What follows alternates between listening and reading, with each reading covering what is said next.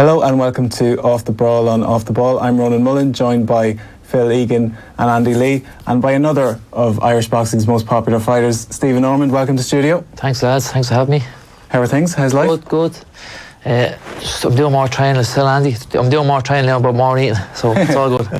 And Balance out. Is this a proper retirement, or is this a Conor McGregor? Definitely. No, I'll be back next week. No, that's it. I'm out now. That's it. I've done a lot of punching and slipping and taking a lot as well, so it's time to go. Have you any advice for retirement, Andy? No, just keep yourself busy, I suppose. That's the main thing, yeah. Keep yourself busy. Yeah. And remember all the good times, you know what I mean? Look, try to take stock of what you achieved.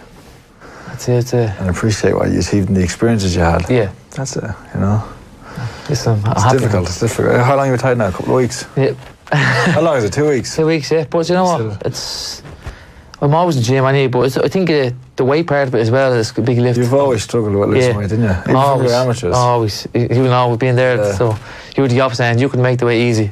I can remember being in Wales with him at the Four Nations, and he had to fight in the final, and the night before, me and him, he had a swan suit on, and we were wrestling in the hallway of the hotel, because he was trying to lose weight, and he just couldn't punch anymore. He just was like, come on. And we were wrestling each other around the place, like, it's always I saying, wrestling. Jesus, that's one of many. It's just a good one. That's true, yeah. But you always had a tough time, didn't you?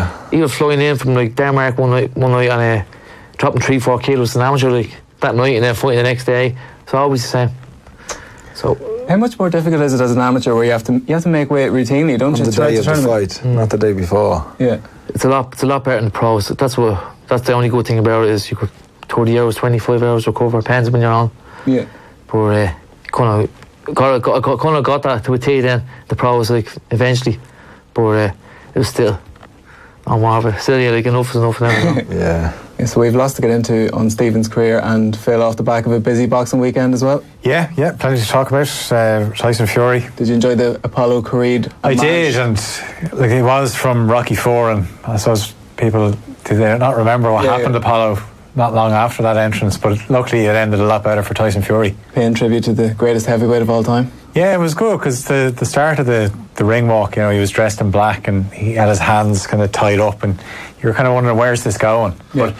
But the commentators on ESPN obviously had the brief, and they said, get ready, like, this is something big. It was for the lineal title as well. They didn't mention that 17 times per round, but that was on the line. So we'll get into Stephen's career, a very memorable one, and we'll also look back at that busy weekend of boxing, which saw wins for Fury and Josh Warrington, and ahead to some of the action on the docket this week. We will start with yourself though, Stephen. Just over 2 weeks, as we mentioned, since the rematch. Yeah. Like, at the time, there was a little bit of contention around the decision. You were diplomatic as always after it. Yeah. How do you retired? Tell us the real. How do you reflect on tell us the whole truth. Of everything. The decision. I thought it was close. I thought I could have gotten away around, but I knew you're in Wales. You can't just go to Wales and have a close fight. You know, you got to take it from the champion. We said that, yeah. We said that on this, and I know, like, people say, so you're saying, like, it's a fight and you start on an even playing field and whoever wins the most rounds wins the fight, but it's not. In wrestling and professional boxing, it's so political, and especially going to somebody's hometown on their, you know, I know you both had the same promoter, but the deck is always stacked. You know, it's like, you know, it is, especially when we look at Dennis Hogan, Katie Taylor against Pursoon. Even if a fight's close, you have to do a bit more to be. And look at even Warrington and we'll talk about. Isn't it a case that the judges, they're watching the fight and they need a big excuse to give around to the away fighter? Yeah. So basically, they almost have it preconceived. It's 10-9 to the champ. Yeah. But I need to be shown something pretty convincing. At this type of level, like, unless it's a super fight, and you know the judges are completely neutral. Yeah. But for most shows, they're not neutral judges. They're hometown judges. You know, they're from there most. Because of the expense and the logistics of getting people in. Exactly. And you and Evans had boxed before at the Waterfront. Yeah, do you know, 2 years ago on the set. Yeah, I think it was Sunday 2 years ago, and when I came out of that fight, I was like busted up. I was like the worst ever. I kept on my southpaw, we kept clashing. And all the assessment was, I'll fight him again, which I never thought I was going to fight him again. I do it totally different. I want to go in and rush him. So I was happy about that I kind of slowed it down for this fight, and I had no marks, so it's always good. And going into that fight, was it in your mind that if you didn't win? Do you know, it's been in my mind a lot. Like, every fight is obviously is my last fight. And then I've an eye injury as well, like the last 4 years. I've been keeping that quiet too. I went to get an operation now, so with that and then my girl being born, it's like, you know, it's time to go now, you know. What's the injury? I have a foreign palsy on this eye, so that's why I wear the sunglasses, like. Yeah. You know, but everything I look, so the images on top. Yeah. Like, so I'm looking through this eye all the time. So it's crazy, yeah. So boxing with that. And I'm boxing that the last 4 years. Wow. It's been getting worse and worse, and so with that, I mean, the health reasons. Thoughts, yeah. You know what I mean? Like, beyond, I could have, like, if I walked through that fight, I would have keep pushing on. But I just know to get an operation now. And you mentioned your daughter. I know this feeling you said. The girl makes you soft, isn't that right? Yeah, it does. And it's true, yeah. So that's you said it before the fight, like, because at my age, 36, I know I still felt good. I still feel good, but for me to not get into the rankings, I think it was 15 or 14 in the WBO rankings, and I needed to win and beat him to get up high. If I didn't, I says I'm out because I can't. I'm not having the time to keep pushing on. Go again, yeah. So I said, right, that's it. I says, happy enough. But I was happy enough to retire. And you mentioned your daughter there. Lennox is the boy. Is he named after the champ? Or? No, do you know what? I actually picked the name and it wasn't about boxing, but do you know what? He's totally the opposite. You can't get him into any sport. Really? Them games, you know. So maybe it'll change. Yeah. How like looking back on your career as a whole, like from when you turned pro, the style you had, the potential you had, the ability you had. Do you feel like you never fulfilled your potential? No, I just feel. Yeah, I feel like I always wanted to be a world champion. I always thought I'd be a world champion, but the way things go, I suppose, and the only thing I learned from through the experience was not giving up. That's why I was very stubborn, constantly going and going, and I loved it. It was there was ups and downs, but it was a great experience, you know. But I would have been a world champion myself. Yeah.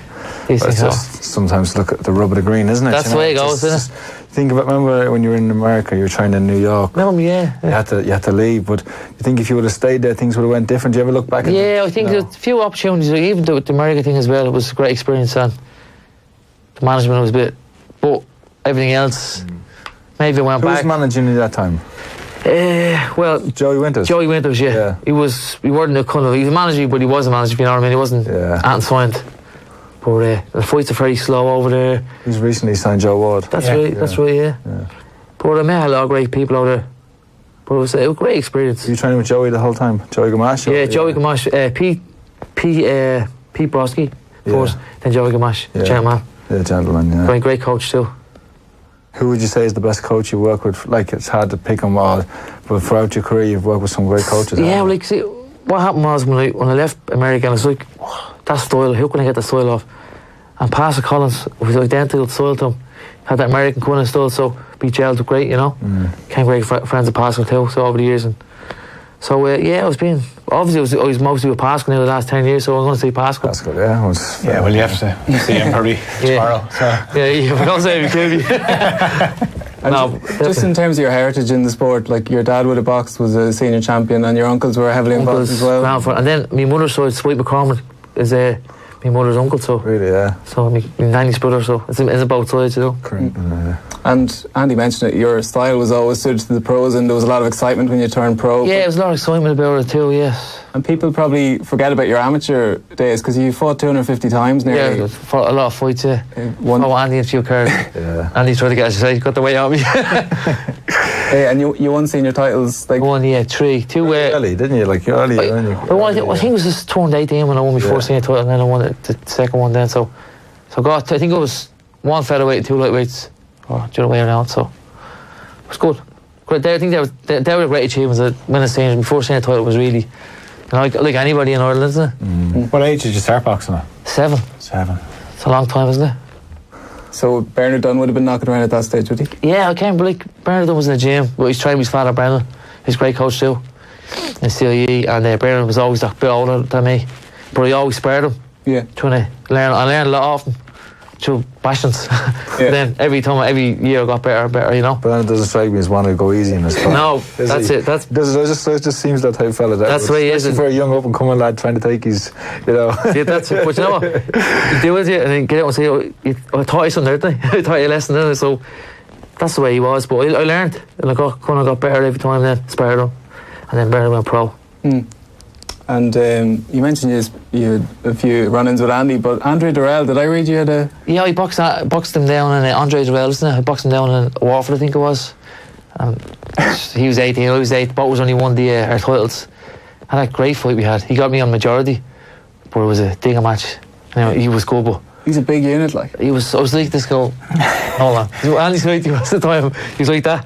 He goes, how? This fella's huge, you know? Yeah. But it was a good fight. And that amateur team around that time, it's probably something we could get into, just the difference of being on an amateur team and then as a pro you're kind of on your own. Yeah. Like, it was a great vibe, I presume, around that time. Some of the names with Kenny Egan, Andy, yourself. Yeah, it was a great... I think it's the first time we started. Yeah, it was different. It was like, because we kind of came in, you kind of went into the team before the high performance. You were in the same team before the high performance. Right, yes. So you would have been there with like James Moore, Reynolds, McCluskey, a few of the other, like John Dudley and a few of them, you know, like a few of the older school guys. That's right. And then the high performance came in and then there was different change, yeah. And do you feel like the high performance suited you? You always had your struggles with it, didn't you? Yeah, I think I just loved being me. I don't know what it is about me, like a Lone Ranger. The pro suited me. Just do my own thing. All right. You know, I know everyone's different. That's where I kind of gelled, you know, like training my own way and all that stuff. That's more suited me. That would have been more suitable, like the way of the older team before the high performance, that you would train at your own coach. You'd meet maybe once a week with the team and then you'd go away for your That's really where national competition. But then when the high performance came in, everyone was put in the same training full time throughout the week, doing the same things. Slight adjustments for different fighters, but most of the time it was the same thing. That's exactly. It didn't suit everyone. So I'd say like yourself, Alan Reynolds, James Moore, some of those guys who had been in the previous regime, they didn't adapt or did struggle a bit, didn't like. I never thought that way, but yeah, you're right, exactly, yeah. That's exactly what it was. It was different, changing over from as you said, the old team to the new team, so. But then I knew the pros, that's it suited me, you know, like even going away and all them, you know, like get my head into it, like even at home in the house, like when I had a fight, everything gets dropped. The whole world just freezes when you got a fight and that's it. I'm in a camp and she's like, wouldn't even talk to me. I just go into that. Even in the gym, I'm training, like people like, what's wrong with him? You know, but I just like to be in the zone, you know. And in terms of downtime, we know all about Andy's Game of Thrones obsession, but you were big into reading as well, weren't you? Crime novels and things. Yeah, look, I do. I've actually. At the moment, I have the audio thing. No, you're more listening now. I'm getting lazy now. I've got to listen to a lot of them. But I'm actually got that Game of Thrones. I only got into that. Yeah. Watched the whole lot of them. It's great. You have to catch up on Andy's podcast on Off The Brawl. And your first pro fight was in Killarney. Do you have much? That's right. Yeah, I remember that. I remember that first fight. Yeah, that was a good night as well. I think. How did it come to be pro boxing in Killarney? I don't know, Doll, Phil or something, was a new promotion at the time, joined it. Yeah. And they had a first fight there. It was good. Phil Sutcliffe and Dawn something. But it was a good weekend. Yeah. And then I see what happened was with me, when I was 23, 22, Frank Gordon wanted to sign me. And so we went over to England to sign him. And I failed me. I always had an eye problem. I failed in my right eye. Yeah. So he goes, you can't pass the exam, so I got laser treatment.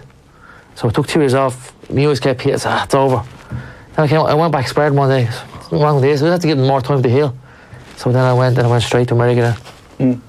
So basically, it was always my eyes. And the link up with Packy, you mentioned that he was that American style, but he's quite new age in his methods. Like when he was in with us, he was talking about the new things he brings to the gym. Yeah. But you'd be quite old school in terms of your approach, wouldn't you? Yeah, we would. Yeah, like it's first of all, you've been there. It's a great atmosphere in the gym, man. Got taught in the Pascal one day, and then I found it very like the American style and the things, and it was a laid back gym as well, so it just gelled, you know. And around the time your best win, we might get onto it, Derry Matthews. That's right, yeah.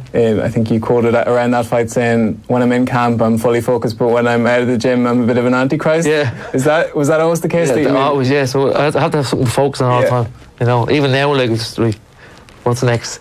Going on holiday street as before you get ready for it. Yeah, so that's my thing as well. I gotta keep looking forward, you know, because our camp and all, I'd be training, but I'd be back like eating everything you shouldn't be eating and stuff. Oh. But anyway, I learned the hard way. And the first little setback you had was against Appleby in that Celtic title fight. That's right, yeah. And did you feel you were being a bit fast-tracked at that stage? Maybe that was a little bit of a blessing in disguise? That yeah, well, that's that. I kind of wanted that, you know. Like, I could say, I could beat him. Watching all the fighters who were top of the time, I said, I think I'll beat them. Just get me there, in there, you know. So I think it was with Frank Gordon at the time. And the only thing I'd say now, with the I didn't go MD. I should have gone MDK earlier on, a few years before, because they were very good at getting the fights with me. So that's the only thing I'd say about that. And what was the vibe with Warren? Because were you almost framed as the opponent in some fights, even though you were his fighter? You were the beef fighter, definitely the beef fighter. You're going over, you're Irish, and the famous thing they always say, listen, no offence, this is just business. I've heard that a few times. They get robbed. Sorry about that, son. This is business. Yeah. And I hear that off all the Eddie Hearn, Frank Gordon, all that. But that's the way it is, you know. You are the beef fighter. You're Irish. You're going on fighting in England. They were ticket sellers. You gotta beat them well. Yeah, and the Derry Matthews win, as I alluded to, like it's a great name to have on your record.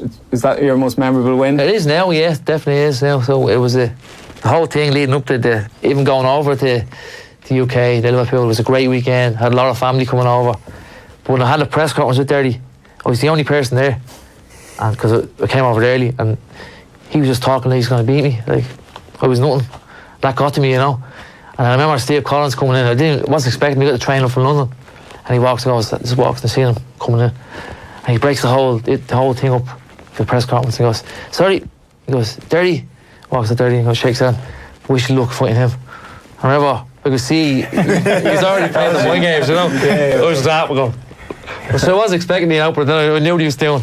Yeah. And then that was it then. Brilliant. So a great weekend, you know. Yeah. The dynamic, Phil, around the lightweights at that time, so you've got Derry, Terry Flanagan, Anthony Crawler, Ricky Burns, Stephen. Like Gary Sykes would have been around. Yeah, that's right. Did you ever fight him? No. But you would have mixed with some of these as an amateur too, wouldn't you? Yeah, it was mixed some with those guys as an amateur, yeah. All of them, yeah. But a lot of the fights as well, like I sparred Ricky Burns over there in London, and I was always trying to get a fight on Ricky. And like the likes of, just couldn't get the fights with them. But get the spars down again, but you just... How did the sparring go, say, with Ricky Burns?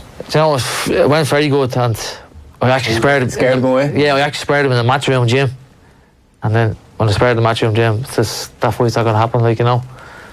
So I believe I got told so. But like the way it was, they weren't going to give me the fights because... You're dangerous. They're not bringing it at the table. Like, the situation, yeah. But you know what? It was the experience, I learned it. And the fight you did get was with Terry Flanagan, and it was just... Yeah. It's just a strange build-up, like it was put back and it ended up in Wolverhampton. Oh, yeah. And then... the Las Vegas, UK.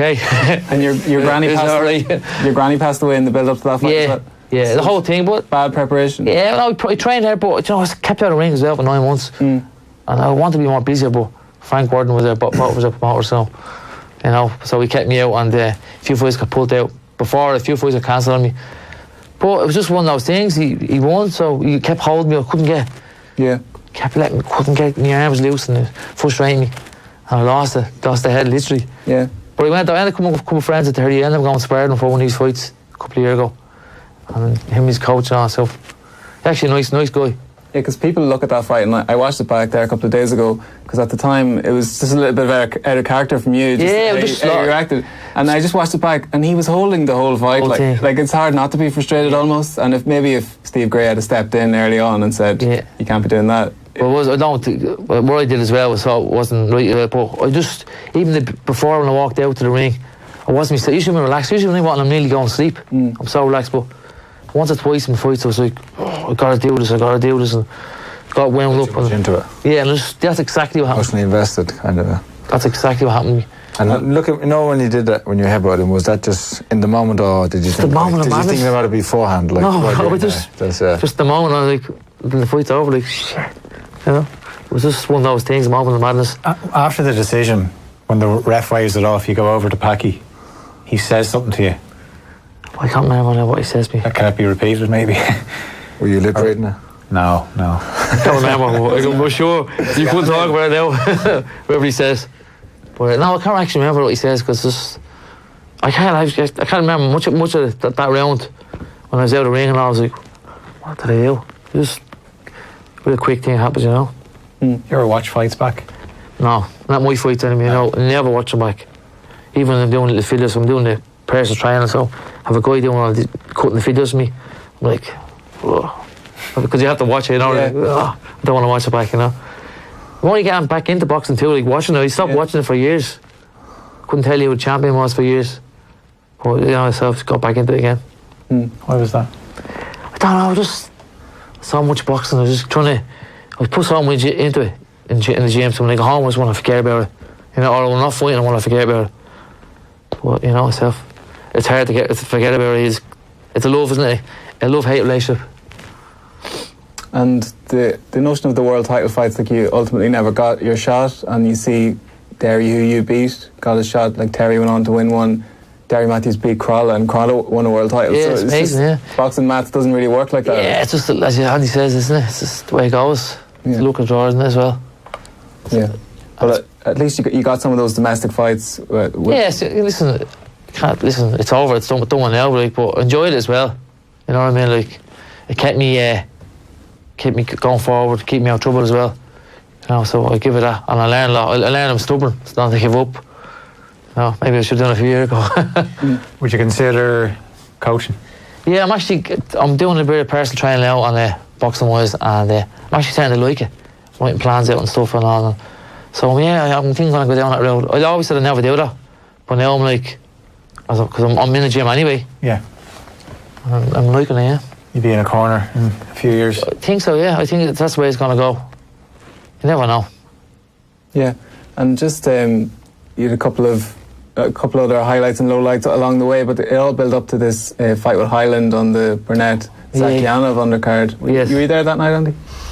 I was there, yeah. And I don't remember a reaction to a decision quite like it. Like, I think the entire Irish boxing community came out and said, this is a robbery. I was commentating and I had to win in it. Well, clearly, you know. Even Eddie Hearn brought me back to the dressing room and goes, Stephen, I'm sorry. This is business. Again, I heard that before. Yeah. But you know what? When people always say, why do you not react? It's over. It's nothing to do with the fighter. Respect the fighter. A lot of respect for boxers especially. But it's like, what can you do? Move on. There's no going back. No going back, and they're never going to change. When did he ever actually say, right, we're going to change the whole thing around? He won it, not him. He's got to move on, don't you? It was good. And there was some talk of a rematch. I think if that Katie Taylor card had transpired, there was a little bit of talk. Yes, it might was. Have been on the card. That's right. But obviously, Dublin boxing scene never quite got going during your time in the game. Is that a real element of frustration for you? Yeah, that was as well. Yeah, like after Bernard doing it, kicking off, and he got it going, and then just stopped it. Like, you know, we needed it going again. But that really would have helped now as well if that kicked off in Dublin. Would have get the big fights, the fighters coming over, you know. Yeah. And would you have worked with Alan Heary just in terms of mindset and all that kind of stuff? It was something Luke mentioned when he was in, just coping with defeat, that the way you reacted to that fight is not typical, that most boxers would be screaming up or storming out of the ring. We saw it with Pursuing against Katie Taylor a couple of weeks ago. So is that something that you were just kind of learned to channel it a bit better? Yeah, with Alan, like, I became good friends with Alan over the years, but what Alan was, he just made me sit down and visualise the fights and see what I was doing. He was very good at it. But like at the end, I was just so happy after the fight as well. I don't know what it is, but I'm just relieved. So we don't care even once your health's alright. That's what I always say. And you're not even thinking of the result.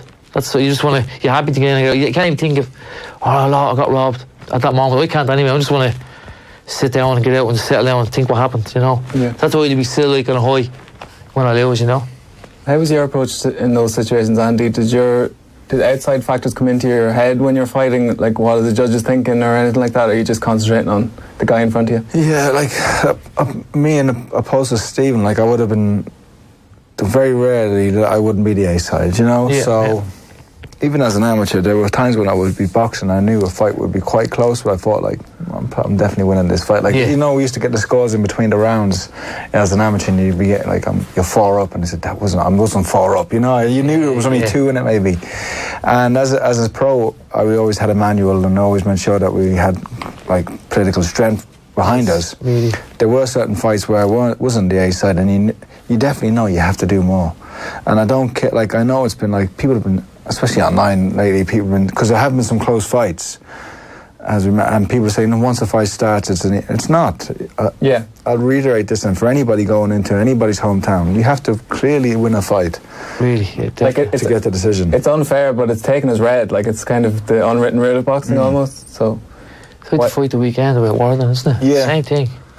Close fight, but Galahad, you know, you're fighting against it. You got to take away. He has to do more, and he didn't do enough in my eyes. But he did well. Very you can't take him back. He did very well. His job, what he's supposed to. A bit more effort, and he could have took the decision, but he didn't do enough. We'll get into it, but Yeah, we can get into that in a bit more depth. Just a couple more quick points on mental preparation. Someone who's a big believer in that is Conor McGregor, and it was funny watching the Mayweather-McGregor build-up, and Conor McGregor saying, "I've been boxing all my life, Stephen Ormond. I've been boxing or sparring with Stephen Ormond." So, do you go back a while? Yeah, I go back friends with Conor before he got a real big name and all that stuff. I still keep in touch now and again. We've done a lot of sparring with Conor. And was he? What did you make of him as a boxer? Oh, yeah, obviously, he had one thing about him. He has that timing. Well, no mixed martial arts fighters I ever seen doing it. That's like boxing timing. You know, it's that much away, the distance. You know, he had that, and I helped him with the left hand, and he even had it in the boxing sparring and all those as well. You know, so I actually never thought. I remember he telling me he was getting into that game. And then he started coming over the Pascals, and he was getting bigger, and the cameras following around. Then I said, "Jeez, he's going to do good at this, you know?" And then there you go. We got it done good, didn't he? And what did you make of it when he got the fight with Mayweather? Were you like, "This is surreal"? It's amazing, isn't it? I was like, "What?" This shows, and it's amazing, like, just to see him doing that, like, and the payday as well. So always helps. But it's the crossover from mixed martial arts to boxing was great. Yeah. And would there be many MMA fighters coming to Celtic Warriors? Yeah, there's always a few coming over from John's gym. Still 3-4 all the time. Because, I suppose the elite level boxing, compared to striking in MMA, it's just different. It's different levels altogether. Really, yeah. That lad who's going to fight Paulie Malignaggi. Artem Labov. He's been over in the gym, isn't he? He's doing the rounds. Yeah, I've done sparring him there a few times as well. I had a word on the street. I don't talk out of school, but back Paulie big time. That's the word. Yeah. I'm here anyway from the spars. It's this weekend, isn't it? Yeah, this weekend. That's true, yeah. My only concerns with that are Paulie's hands are very brittle. He's had operations. I think you're getting soaked in now. Next week we said Paulie had it easy. I love Paulie. Have to. There's going to be a bit of spite in that one. Oh, really? Yeah. Some build-up, isn't it? That's proper bad blood. But it's just Lobov's just the odd man out. It's Malignaggi McGregor feud, and he's just sort of in the middle of it. Yeah. Speaking of the Dublin boxing scene, it seems to be a bit of a resurgence anyway. Eric Donovan's fight recently, he returns this Saturday in London. Before that, we should reflect on last weekend. And Andy, you were in Leeds? I was there, yeah. Meant to be in Vegas, but didn't happen in the end. So as a consolation, I went to Leeds. You know, like for like. Yeah. It's a good city. I was out in Leeds. It was actually quite nice. Yeah, I only got in there in the evening, but I walked from the hotel up to the First Direct Arena, which is about 30-minute walk, and it looked really nice. A lot of regeneration in the old industrial areas. So, but the fight was good. The fight was good, and I know there's been a lot of complaints about, not complaints, but people saying it was scrappy and it was messy. But when you're actually in the arena watching it, I actually enjoyed the fight, and I thought it was, tactical. I didn't think Warrington was at his best, but he did enough to win the fight, and I had him winning by one round. Do you think he wasn't at his best because Galahad neutralised him a little bit, or was he just off colour? A bit. I think Galahad's style and the way he fought. Also, I think it's down to a bit of motivation. Yeah. And his last two fights, him being the underdog and coming up against Selby and then Frampton in huge fights, then I kind of seen this is not a fight where he's on the incline more, just of where he just plateaued a bit, fighting Galahad, who he probably sees as below him now. Yeah. And I think a little bit of motivation. And I don't care who you are. I think when you become a champion, you do lose that kind of a hunger. And I know he was a champion going into the Frampton fight, but he wasn't seen as, Frampton would receive more of a champion. Yeah, so favourite too, yeah. I think a little bit of that. So I think for Warrington, he needs to have a big fight now in America. against one of the other champions, or What about the crowd? Because he's got such a big following. It just seemed like they couldn't get into the fight, and that's down to Galahad's tactics, where it was. We didn't see, like, you think back to the first round between Frampton and Warrington. Warrington was explosive, and he never got to do that. He landed punches, but he missed a lot as well, and that's credit to Galahad. But Galahad was slippy moving, and he also tied him up effectively. Yeah. And they were both clinching. I thought the referee did well not to take a point, even though Warrington's father, Sean O'Hagan, had complained straight after the fight in his interview about the referee. I thought they were both doing it, but yeah, Galahad showed that he's at that level, and I think people who know, would you ever spar him? Galahad, no, but a lot of people who've been in the ring with him said he's a real weapon, Yeah, he's a nightmare to spar. Yeah, a lot of them say and he's strong as well, deceptively strong. So he's shown that on another night he could have been champion there, but it just. Can he get another fight with one of the other champions now? They're not going to want it, I think. No, they're not going to want it. As he gets the rankings. He have to mandate himself again, because that was the only reason, I suppose, this fight happened. The fight we want to see is Leo Santa Cruz or Oscar Valdez for Josh Warrington. He served his time on the UK scene, and Valdez Warrington. He deserves to cash in. That'd be very good. The one thing about him, he's some engine, hasn't he? He has an engine, yeah. And what he did in that fight, even though it wasn't his best night, he probably wasn't feeling the best, and he was tired, he found a way to win. He dug deep in that last round, and for me that won him the fight. He closed the fight the last 2 rounds, but especially the last round, he showed he wanted it a little bit more. Did you notice at the end, Thomas Treiber, the MC, as he's reading out his score, Galahad? He's looking at the score. I watched it myself. He's looking at the score. On the card. The moment when he realises I've lost. I actually see that. He kind of turned into the referee. Yeah. But if you're Thomas Treiber, he's right beside him, and he's got and the referee's holding his other hand, and he's just looking at the score like that, visibly looking at the score. His face I just think, did you not cover your homework in school, or your surely all he's concentrated on is not fluffing up. Well, I suppose especially in a split decision, you got to make sure you get it right. But it was a good fight, a good, great fight. And I think Galahad will be kicking himself. He hit the tactics spot on. He just needed to do a little bit more. Hustling. Nick a couple of those rounds. Yeah. I actually thought he edged it. And the thing was, when he dipped the weight, when the final bell rang, he just walked back to his corner, kind of sullen looking. And Warrington got up and pumped his fist, and that helps a lot. The body language of that shows, especially when you're totting up that final round, it does show that, they believe they won. And even the corner should have been up, and. It kind of, just for what it looks like, from perspective, and you're looking they believe it's. And then when the decision is read, if you have lost, then it's a close fight. Then it becomes more controversial, or you have more of a debate for a rematch, even. But no one's going to want to see the rematch, I don't think. No, and it's just that Engel style, that heritage is. We don't need to go back over it, but what he probably lacks, unlike the likes of Burke or Hamed, even, is power. That he just doesn't necessarily. If he had one punch power, he'd be a real problem. Warrington's coach made a point, not a good point, but an interesting point, where he said that the Engel style, it's been around for 20-something years now. People have seen it before. It's not the surprise or the awkwardness of that it used to be. And I thought that was a fair point. I hadn't really thought about it before, because everyone talks about how awkward the style is, but it's still he showed at the weekend that Warrington, who's almost able to have his way with Frampton and Selby, he found Galahad a tough puzzle. But what was Warrington doing? What was Galahad doing that was so awkward? Nothing really. When he was southpaw, he was much more effective. He was switch hitting, and he was moving his head. But he wasn't he didn't have his hands down. He wasn't like Nassim. He wasn't like Johnny Nelson, where you have your hands down and he's shaking in front of you, or off leaning back really extremely. Same with Burke. He's kind of adapted the old style. And I think so. It's more what they do. What is awkward is they hit you on an offbeat rhythm when you're not. They will bounce, and then they'll jump in and hit you with a punch when you're not set. And and after they do that, you'll swing, they'll be moving, and then they'll hit you again. They punch at times when you're not set and unready to react. And that's what they do that's awkward now. Whereas before it used to be the hands down, they'd be leaning really lean back, slip in, and it was a different, and punches from awkward angles, where now it just punches at different awkward times. Yeah.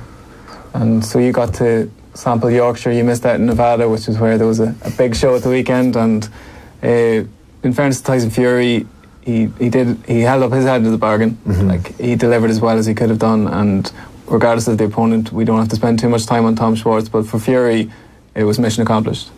Yeah, I don't know. What do you think? Great, the way he fought, the way he moved, like a middleweight, isn't he? Like the way, it's natural. I don't think anyone's going to beat him. I think he's too big, 6'9", and he's not. He's 6'9" stiff. He's 6'9" who can move, who can box. And I think Wilder's the only one who's dangerous now at the moment, you know. But then again, heavyweight boxing, I know it's only one punch, but I can't see anyone beating Tyson Fury. Even if he does get knocked down, like he gets up. Yeah. But I agree. I think Wilder is probably the only one that I would worry about with a week ago you were Joshua. No, I was never the trilogy before Andy Ruiz threw the hand grenade in, to quote Mike Costello. I always thought Fury was the best of the three. You're misquoting me there. We look back on previous episodes. I'd be one. Supercut. I think Ronan's the Joshua fan. More in the Joshua camp. Yeah, he had Joshua in his top 10. Really, yeah. Pound for pound. I used to, just on his resume, but that has to, his resume. I think the comparison between Ruiz and Schwartz is unfair because Ruiz is streets ahead of him. Yeah. So I think that's a misnomer, and that was kind of been played up a little bit by BT. And it was funny that Sky had Joshua's dad interviewed the next day, just because it had that run-in with Frank Smith and Eddie Hearn.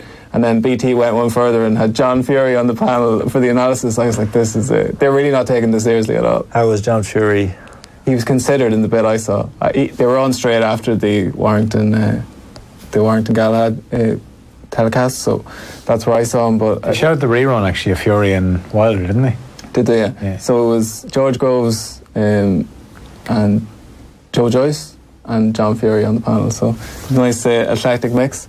I thought it was like when you look at the job that he had to do was to sell himself to the American market, and he ticked all those boxes in terms of the promotion he did, the outrageous entrance to the ring, and also getting a stoppage.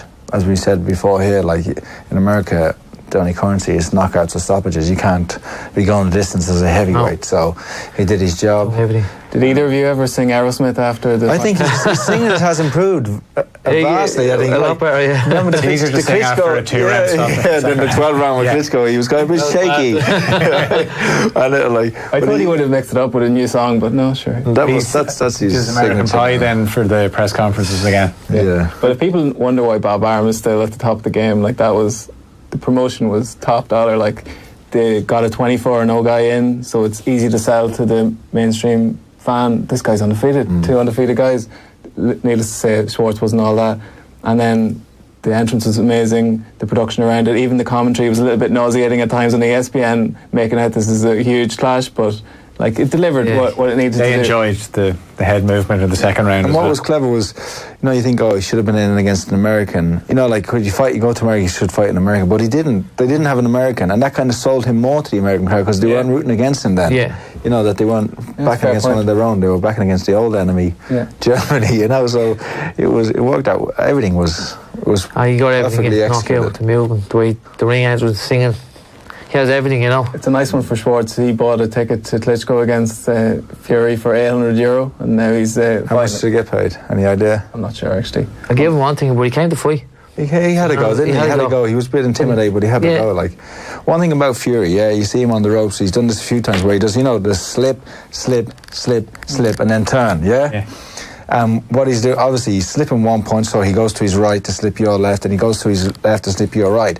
What if somebody does a double hook, double the same hand? Yeah. I was thinking, and who could do that in the heavyweight division? Andy Ruiz? Yeah, Dillian White, Andy Ruiz, but that's about it. If someone, because it's a natural thing now where he'll go whop, side, spin off, and then turn. Where what if someone just goes, throws one feint, and then checks down and then throws the same hand. Yeah. That could be something where he'll have to be careful. Is he good enough though that if they did throw if they threw a double hook, he could actually? Yeah. Well, the thing is with Fury, and we were on earlier with Mike Costello, and he was talking to Ben Davison that Fury has the eye, and I've seen he has the eye contact that he never takes his eyes off of his opponent. That he has that kind of concentration that he doesn't ever take eye contact off his opponent, so he will see everything come. That's why if he does get dropped, he usually will get up because he rarely gets hit with a punch he doesn't see. Yeah. So the talk is Madison Square Garden is provisionally booked for the autumn, and the talk is Kubrat Pulev or Jarrell Miller. Jarrell Miller. Which would be quite something. Well, it's... Again, I'll go back to the conversation with Mike Costello. He was saying that in America they don't have the same attitude as drug cheats as we do. That Miller will be taken back. And we've all probably known it. Like the only thing that Costello said, which made a good point, was that if they go with Miller, who's failed a drug test, it will drag up all the previous discretions of Tyson Fury that he's failed drug tests, and he'll have to answer those questions now again.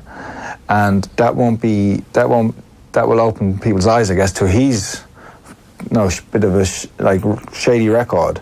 And it might not be the best look, in America with Top Rank. But in terms of opponents, I'd say Pulev's a harder fight. Yeah. Would you? Yeah. And the Miller? Oh, 100%. Neither one is ideal preparation for Wilder either. And neither of them would ever be favoured to beat. They'd have a lot more of a chance than Schwartz, but they'd be at least a 5-1 underdog against Fury at least. You think so? The difference as well now is he's fighting at he's had a proper training camp, whereas the lead up to the Wilder fight, it was like a boot camp because he had to lose so much weight. So he's done that now. He actually put on weight for the fight against Schwartz because he wanted more power. So if he fights Wilder, he'll trim down a bit more. But he's done all the hard work now. So we're going to see the best. We're going to see the best Tyson Fury in the next couple of years. Especially if they're talking about September again. The activity will be. And even key. all his problems outside of the ring, with his mental health, he seems to be in top of his game, and everything is going well. And him, and I'm not sure how you feel, and anybody, but for him more so, because he's such a how can I say, he's an overt character that everything he does is he shows everything the way he lives. So if he's in a good place mentally, he'll box well. Yeah. That's kind of might seem very simple or obvious, but when you've seen him having those crazy fights where he's been dropped and just back and forth, up and down fights, I'd say he's been in a tough place mentally, or just he's kind of, his life's in a mess and then the fights are in a mess. It kind of reflects how he fights, and I think if he's in a solid place and a happy place, which he is, I think he's a very dangerous. I wonder if he's back in the gym as well already. You gotta keep yourself busy. Like yourself. Yeah, you have to keep doing it. I know, definitely. And people will remember when the Wilder Fury fight was first made, it was kind of to spite Joshua. It was like, well, if you're not going to fight Wilder, we'll fight him. And then it turned out to be a brilliant fight. But this rematch is going to be huge. He's on ESPN, getting the full backing from them. Showtime have Wilder there giving him full support on CBS as well. And it's going to be a cross-platform promotion. So it's going to be a massive fight. Bob Arum says it's going to do better numbers than Mayweather-Pacquiao. But they're thinking 14 million, which would be huge. But it could easily do it, though. You wouldn't, in this day and age, the personalities and the prevalence of social media and how big those guys' influences are on those things. How many videos on Twitter the next day did you see of Tyson doing that move where he slipped? I think there must have been 15 or 20 of them, and they were recycled. So they have a fast reach. And with ESPN, it's in everyone's homes in America. Showtime also, if you have the cable. But with one more win each, and they keep ramming it down our throats, it could do huge numbers. You know the way they did the promo tour before the last fight? Tyson Fury mentioned before the Schwartz fight, he probably did too much. He was everywhere. Now, that's what he had to do, but surely he has to kind of maybe take a little bit of a step back. Yeah, it's a fine balance, isn't it? Yeah. It's especially... Joshua, that's the same thing happened to Joshua for the Ruiz fight. Yeah. Where he was doing so much, you wonder how much focus he put in. Everything was a concern except the fight, it seemed. The fight was taken last, but he'll have to manage it and do the things that are only worthwhile prioritise, I guess, the big interviews that will get the big viewership, and scheduling them out far enough from the fight, I guess, but... It's a tough one because there will always be a demand, especially when they're trying to promote such a huge fight. Oh, please, I don't. Did you ever find out that when you were fighting that you had to do a lot of press and media? Done a bit, it wasn't much now, but it was it was enough, and kind of got under your skin a bit as well. But you got to do it, especially when you're losing weight. Yeah, like that's the worst part. Yeah. You don't want to talk to nobody. People see me that, do you know? Yeah. But no, and I just want to say, when is the rematch going to happen with Joshua and Ruiz? November, isn't it? Exercised their rematch clause. I just don't think there's a final date in it, but they're looking at November, December. I think they're going to. There's tentative talk that he's going to bring it back to Madison Square Garden, try and right the wrong where it happened. It would be great, wouldn't it? I think for narrative it's brilliant. For home advantage, as we've spoken about, maybe it'd be safer bet to come back to the UK. It's not going to go the distance, though. You wouldn't imagine. One way or the other. Mentally, like, doesn't look good, is it, for him? Like, he has to overcome it. He's got to find out what he's made of now. That's what it's all about, isn't it? Doesn't he? He has to see what he has. And we've spoken about Yorkshire, we've spoken about Las Vegas. I don't know if you saw the fights in Latvia at the weekend, the World Boxing Super Series. Oh, they're not giving bizarre. It's a bit of you there with the headbutt. Yeah. Elbow to finish. Yeah, it was crazy, wasn't it? And then Robert Byrd didn't hear the bell. Yes. And he clearly says I can't hear the bell. It was obvious that he didn't hear the bell, but that's the biggest. It's got to be the biggest cause for no contest. Absolutely. Who's going to review it though? Because I don't think any of the sanctioning bodies were involved in the end, because there was a dispute between the WBO and WBC. Yeah. So I don't know who's going to, like, WSS, World Super Series. I always say WSB. WBSS. Yeah. How many names? Whatever. They're not gonna pull Myers out. No. Raiders, like, and just to go back to Sheffield, like, Jason Wellborn was fighting JJ Metcalf on the undercard. Wellborn was doing well. I wasn't watching the whole fight, but I was in and out watching bits of it, and it looked like Wellborn was winning to me. And he gets hit with a low blow, like a severe low blow. He gets up and comes straight out and gets dropped with a body shot straight away, like in the next exchange. They go straight into each other. There's no moving around. And he gets stopped then from the low blow, from the body shot. But you have to say that the low blow affected his ability to continue boxing. You get 5 minutes, don't you? Yeah, he took a bit of time. I know, he didn't take, no one takes 5 minutes. Because they don't want to look like they're... Yeah. Americans. So, he lost the fight. And then, but the win for Metcalf has to be, you have to say, like... Asterisk. No, it's not. He won the fight. He's not going to ever come forward. But, like, the defeat for Wellborn, he has to feel like if he didn't get that low blow... Yeah, what would happen? And then same in this fight with Bradis, that his opponent takes an elbow to the chin, flush, gets up and then gets rocked in the next exchange.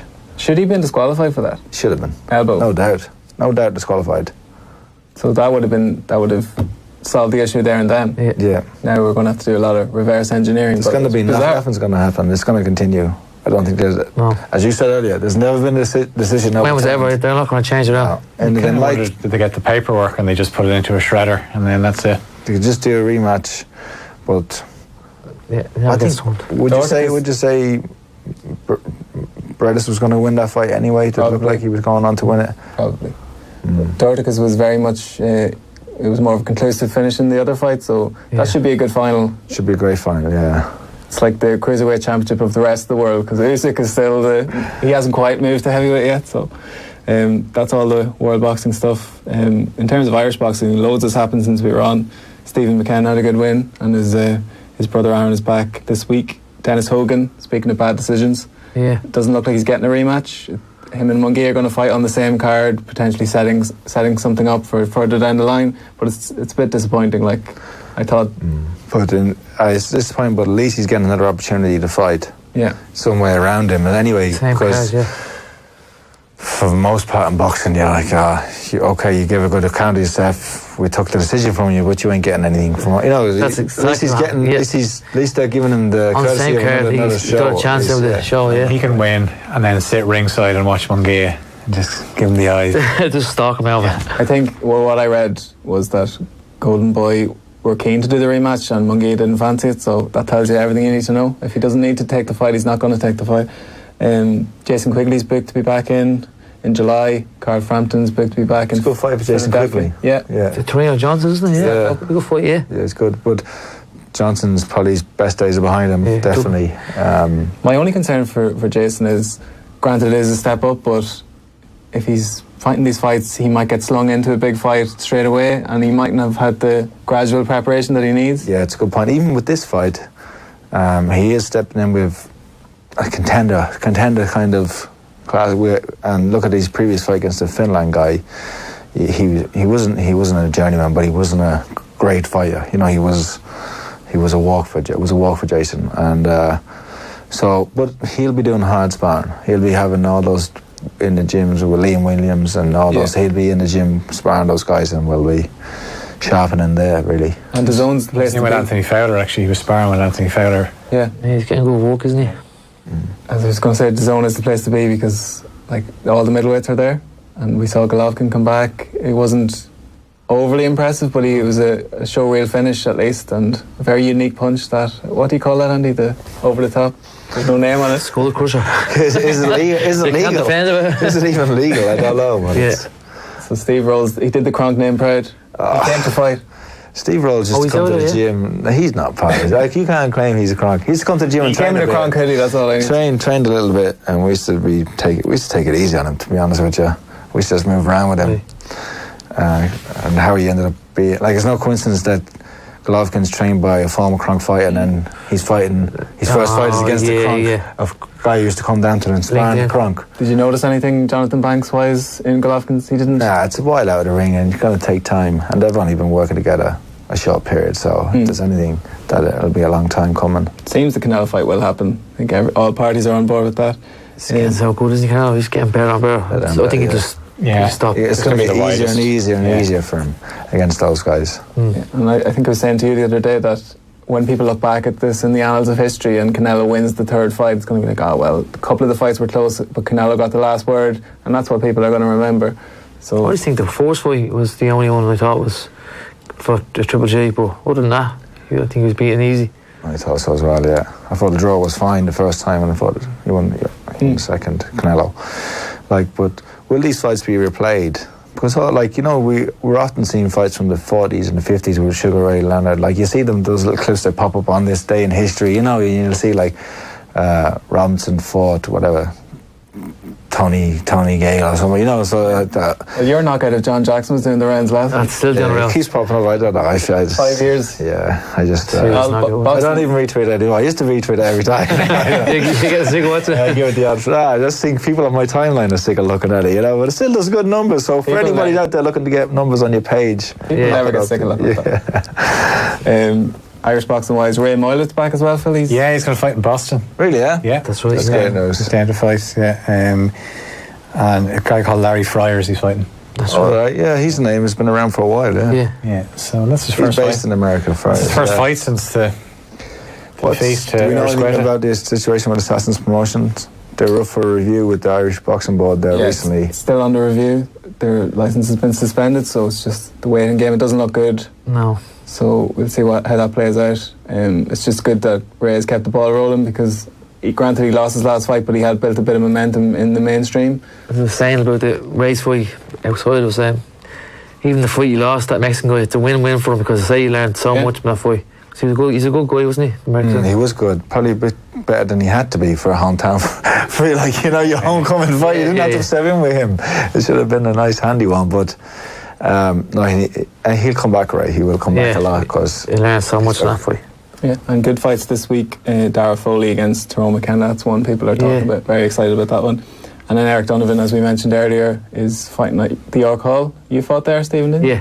Yeah. Some venue. Great. Real old school, isn't it? Yeah. I'd say the heat is unbearable. Yeah, it's actually just the way it's all around you. Like, it's great even to watch a fight, just looking right to the ring. Balcony. You fought there? As an amateur. Yeah, I fought there as a kid, Yeah, it's very good.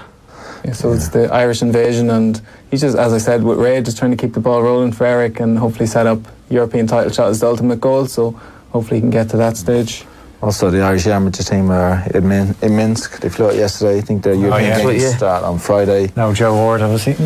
I know Brendan Irvine, he got an injury, so the team is a little bit depleted from the male side, but Keely Harden's out there, you know, they've got Tony Brown's out there. They've got Kieran Malloy, they've got good guys still, and they've got Michael Nevin too, who's taken Gabriel Luson's place. So they've got good lad, me. Yeah, I've watched some videos of him sparring there recently. He's in against the Americans and the Italians, and he was doing a number on all of them. Like, he's really, really good, and he's not a national champion. So there is some strength and depth there, you know. And Joe Ward's move to the pros is something we touched on briefly because it was still in the works, but it's done deal now. What are your thoughts on that? He's a huge prospect, isn't he? He's a huge prospect. He has it all in terms of he's in a great weight category. It's an attractive weight division. He can punch. Don't know if he has that one punch yet, but I think he can develop that. He's only 25. He's been around for so long. Yeah, I think he's perfect age. You think he'd be 30, 28, 30. He's 25 years old, so he's done it all as an amateur. And with the Olympics not looking to be a certainty, he's got this opportunity. Why not take it? And he has all the ability, all the ingredients. Good-looking kid. Yeah. If he can just be managed right, and do we know where he's going to be based? I don't know. I think he's going to do some training here in Ireland and go to America at some stage. Yeah, but he's a huge prospect. Really is, yeah. And last word to you, Stephen, before we wrap up. You said in your statement on Twitter after your retirement that you just want to go and live a normal life. So what's a normal life for Stephen Ormond now going forward? A normal life's not taking deep punches in the head anymore. Cream cakes. Oh, well, look, we're going to have the cakes now, but the other thing is I'm training actually more now, lifting some weights as well, so I think I'll have to train me coughing too, because I'll still put weight on. But no, it's a normal life, just basically it's not taking digs in the head anymore, and it's just, I'm still in the gym, so I'm doing my own thing out in the gym, training people, so not much. The thing is, when you're fighting, it's such an unstable lifestyle, because you don't know when you're fighting, when you're not fighting. For a lot of time, you don't know when your next payday is going to be. You don't know. It's just you can't book holidays. You don't know what till you actually get in the ring. And I always say, it happened me even 2 days before a fight getting pulled. Yeah. So you can't rely on anything about boxing. There's no stability. There's not like at the end of the week you're getting a check. That's basically what the normal part now is coming into it now, isn't it? Yeah. I used to look at, like, I remember being in training camps and driving down the road and, like, seeing people outside the pub after work on a Friday having a few pints, and I'd be like, oh God, I can't wait to be doing that. I can't wait to be and you're going home to eat like a salad, you know what I mean? And just you finish, and you got a fight out of the way, you got a few weeks trying to cram everything in. Like, just to having that kind of settle down a bit. It's a lot more mentally, it's relaxing in the house and all. It's just a lot more better now with the missus and the kids and all, because everything's boxing involved. Everything I was doing was just on hold. Right, that's it.